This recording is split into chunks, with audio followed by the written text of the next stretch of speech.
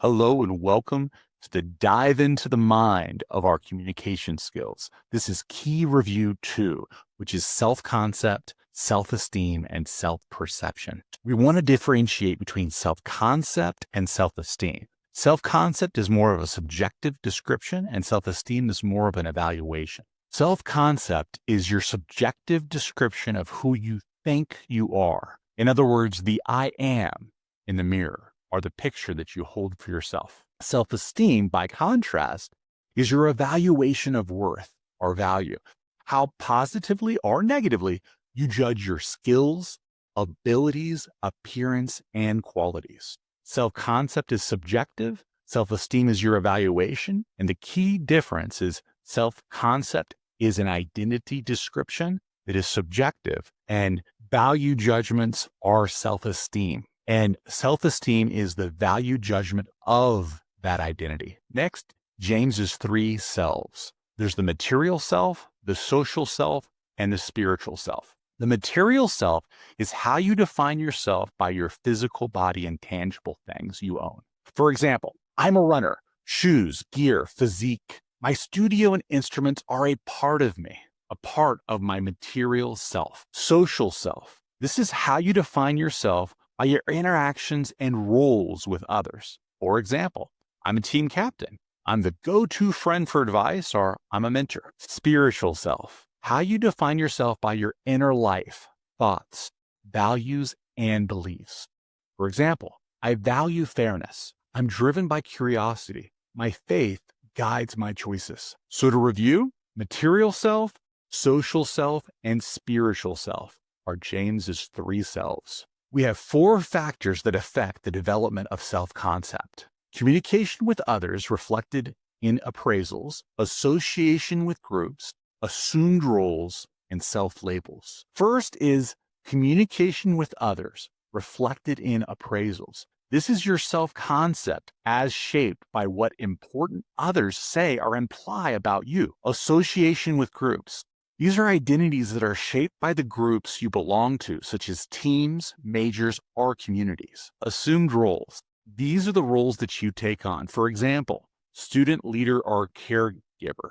And these roles and their expected behaviors influence your self-concept. Self-labels are the names and description you choose for yourself, your internal I am, and these can define your self-concept. So to review, the 4 factors that affect the development of self-concept are communication with others, association with groups, assumed roles, and self-labels.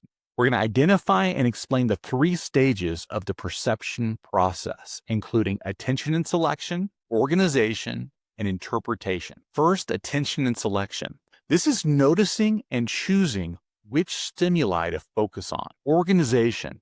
This is structuring what you noticed, grouping, filling in gaps, and forming patterns. Interpretation is assigning meaning to the organized information, in other words, what it means to you. So to review, we have attention and selection, organization, and interpretation.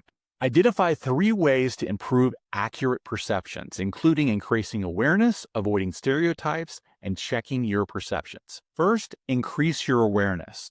Be mindful of what you notice and why. Slow down snap judgments. Avoid stereotypes. Don't apply overgeneralizations to individuals. Challenge and test your assumptions. Check your perceptions. Use both direct and indirect perception checking methods. To review, the 3 ways to improve accurate perceptions are increasing awareness, avoiding stereotypes, and checking your perceptions. What are the 4 factors affecting self-esteem? We have gender, social comparisons, self-expectations, and self-fulfilling prophecies. Gender are cultural patterns that differently shape confidence and self-evaluation. Social comparisons are judging yourself against others, and it can often lower self-esteem if used obsessively. Self-expectations are standards you set for yourself. Gaps between should and reality can affect esteem. Self-fulfilling prophecies are expectations that influence behaviors and help bring outcomes about. So to review the 4 factors affecting self-esteem, we have gender, social comparisons, self-expectations, and self-fulfilling prophecies. Preview.